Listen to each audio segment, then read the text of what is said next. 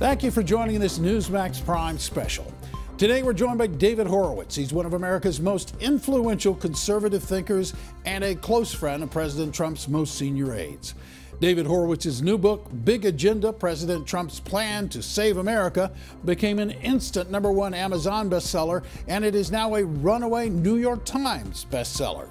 Mike Reagan says Big Agenda has become the Bible of the new Trump administration. Everyone is talking about it. And Big Agenda has been praised by leading conservatives like Rush Limbaugh, Lou Dobbs, Mike Reagan, and Ann Coulter. David, nice to have you back with us here on Newsmax. The media seems to be at war with President Trump. Let me show you some of the clips of what he says about the press. As I call it, the fake media in many cases. It's all fake news. It's phony stuff. It didn't happen. It's all fake news. It's all fake news. Of course, the president often tweets about fake news. And in your book, Big Agenda, you warned the press would be in an all-out war against the president. Why so? Well, we're actually in what I would call a civil war. And the reason is that the Democratic Party has really conducted its second secession in the last 100 years, or more actually, from the American social contract. America is based on the principle of individual freedom and individual accountability, that we judge people regardless of their origins.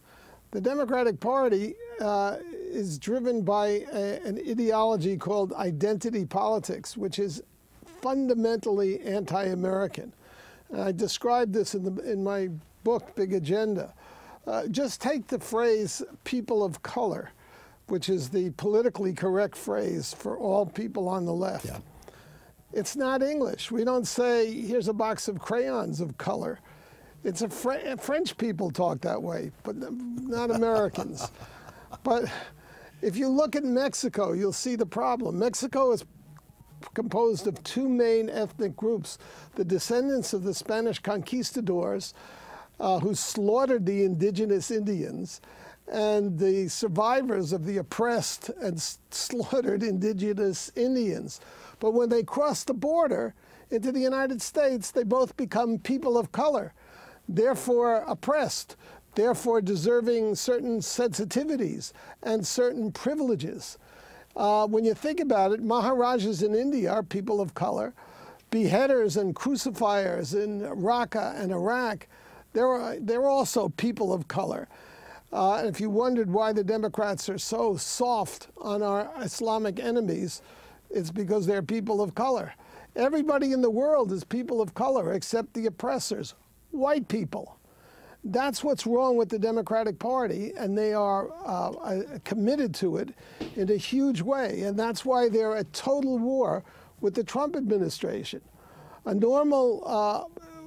president normally gets a 7-month honeymoon, according to Gallup. The honeymoon is a sacred American political right. Yep. Because what it does is it says the campaigns are divisive and harsh things are said. But then once we have an election, we submit to the election. It's called the peaceful transition of power. Mm-hmm. We let the new president get in office. We let him assemble his team and confirm them. And we wait until he's begun his agendas before we return to the criticism. Trump didn't get 7 seconds. He didn't get confirmation hearings. He got a witch hunt. This is worse than anything Joseph McCarthy was ever accused of doing. I mean, all of McCarthy's so-called victims were actually communists and therefore members of an international conspiracy orchestrated from Moscow. Jeff Sessions is a decent, upstanding American and should not have been treated that way, nor should Betsy DeVos, whose only crime was to spend her life supporting inner-city kids and trying to find a way to get them into schools that would actually teach them. So we have this war situation. The Democrats have defined their opposition to the Trump administration as resistance. Resistance is what partisans do to Nazi occupations.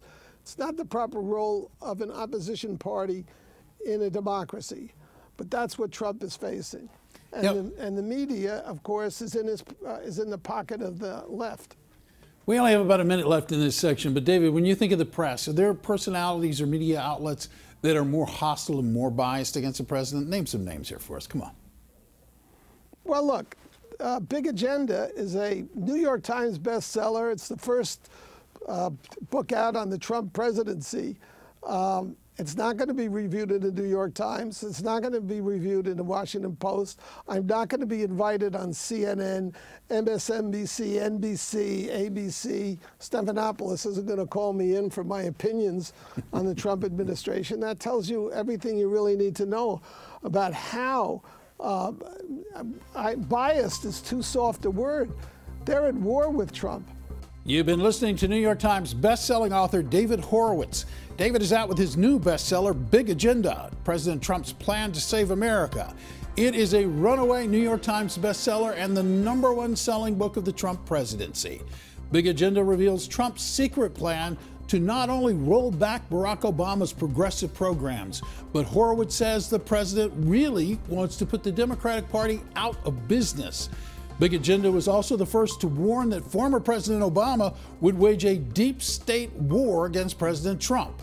It's all in Big Agenda. Conservatives like Rush Limbaugh, Ann Coulter, and Dinesh D'Souza are urging Americans to get their own copy of Big Agenda. I urge you to get it as well. Big Agenda is at Amazon and bookstores everywhere, but Newsmax has an incredible free offer. It's a value of over $30 with shipping included. Just call today, check, and go online today.